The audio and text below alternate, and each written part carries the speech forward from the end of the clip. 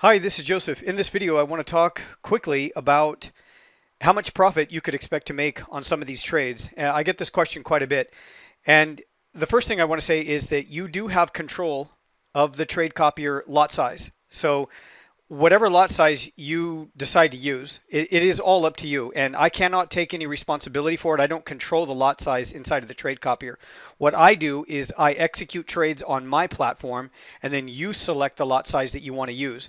So you can see here, this one right here generated on a 0.5 lot size. That generated a $2,397. So you just, and sometimes I get that question, like how do you figure that out? So I take the profit that I have earned here, and then I have to divide that by what the total number of pips or points was earned on the trade. So here was my entry price right here at 29,027.97, and I took profits here at 29,075.92. So you subtract these two numbers, and that'll give you the total number of points I made on that trade.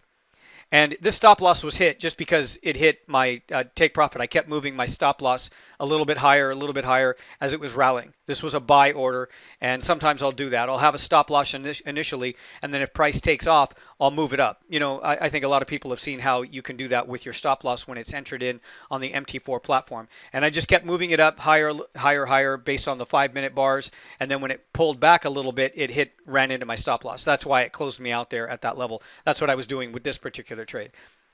So anyway, once you have the total number of points earned on that trade, divide that by your profit here. And that'll tell you how much you're earning per point using a 0.5 lot size. And then you can increase that. So if you wanted to know what a 1.0 lot size, well, then you would just times that number by 5.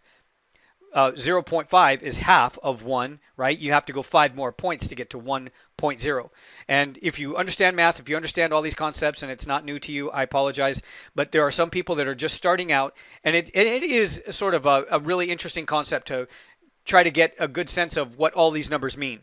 So don't feel bad about asking questions. Don't feel bad about not knowing. Not knowing could get you into trouble. I mean, what I mean by trouble is that you could put your trading account at risk. And when you buy an account with, you know, whether it's Lark Funding, Surge Trader, Mint Funding, FTMO, you're spending a lot of money on those trading accounts, and you want it to work. So if you're going to use my trade copier, you want to use them both effectively. You don't want to be using excessive leverage. You want to get a payout every single month, and you want to start off very conservative. Just watch the first few trades. This is what I tell all of my trade copier subscribers. Set it at a very conservative lot size inside of the trade copier. Again, I show you exactly. There's a video in the members area when you sign up.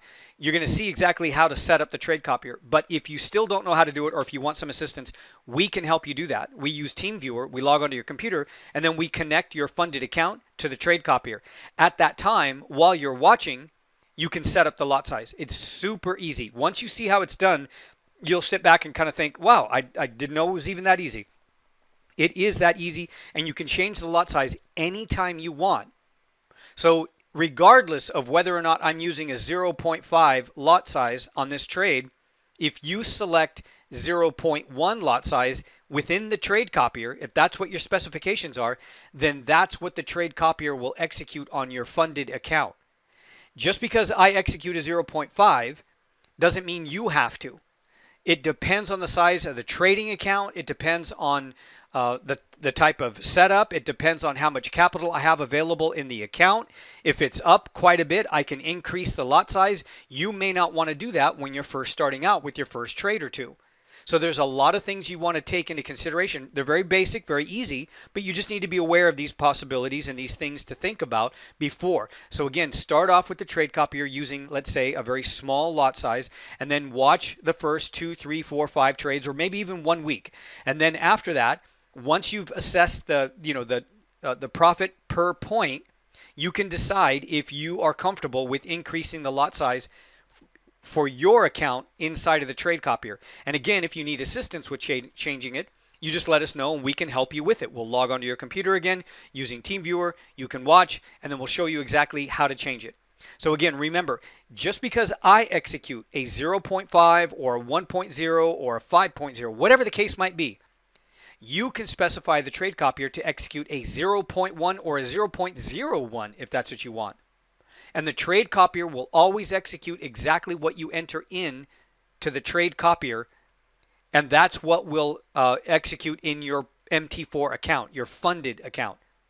So keep that in mind. Don't worry about this. As long as you specify the trade copier size, the lot size inside of the trade copier, that's exactly what it will execute, regardless of what I do. So this will give you a pretty good idea, what I'm doing right now with this account. This is a slightly larger account.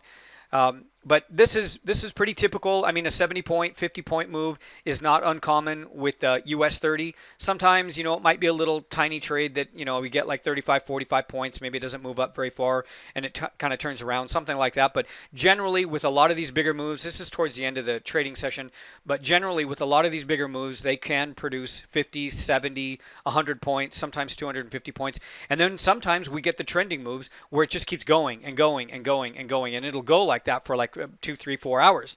Again, look at some of the days if you want.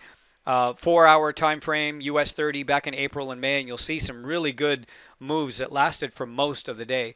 And sometimes we get those, but we don't get them every day. That's the thing. You got to keep that in mind. We don't get those days like that every single day. I mean, we sometimes we just get a lot of choppy consolidation, sideways activity. And again, I have to wait, and I'm very specific. I don't chase price up and down. I wait for those setups to develop. Hopefully, this will help clear up some of the ideas or questions that you might have, some thoughts about, what's the trade copier going to do? How do I set it up? What do I do about the lot size?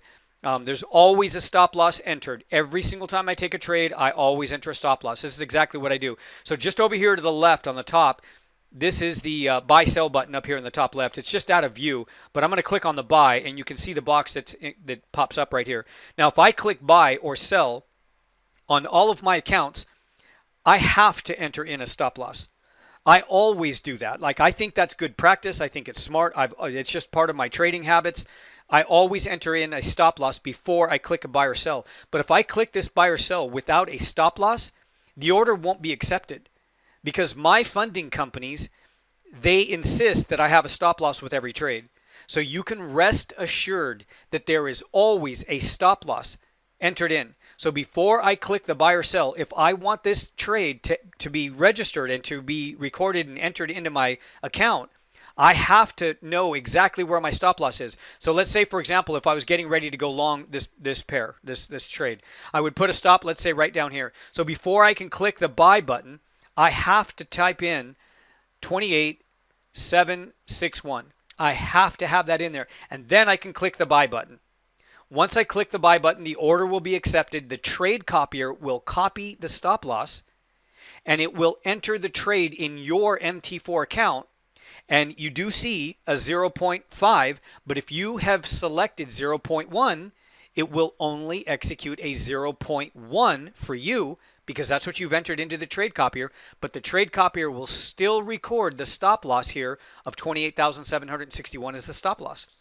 And then when I close out the trade, whether it's manually or I enter in a take profit level, the trade copier will duplicate the same thing. Whether I close manually at a certain price or I enter in a take profit target, the same thing.